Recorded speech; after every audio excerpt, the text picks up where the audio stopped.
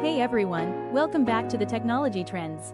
Today is super exciting because we've finally got our hands on Samsung's latest innovation, the Galaxy S26 Edge. This is the thinnest Galaxy flagship ever, but don't let the slim profile fool you. This phone is packed with power, AI, and battery tech that could change the game. And here it is, the Galaxy S26 Edge in all its glory. Wow, it's incredibly sleek, just 7.1mm thin, yet somehow, Samsung has squeezed in a 5,500 mAh battery using their new stacked battery tech.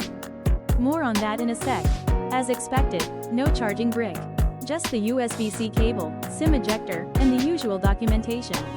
Minimalist is the trend now, like it or not. Taking a closer look, this curved edge display is just gorgeous.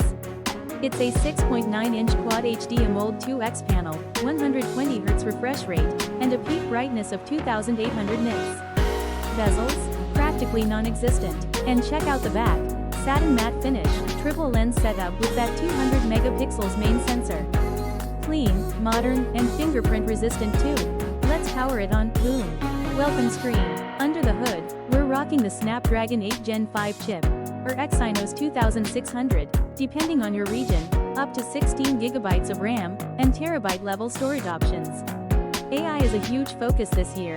Everything from real-time voice translation to smarter camera suggestions is built in. I can already tell, this phone feels fast. Samsung is expected to unveil the Galaxy S26 Edge in January 2025 at Galaxy Unpacked alongside the S26 Ultra. Expected starting price: $999 USD. Pre-orders may include exclusive colors and Galaxy Buds free promo bundles. The Galaxy S26 Edge is a bold return to what made Samsung iconic: the curve, the display, the innovation.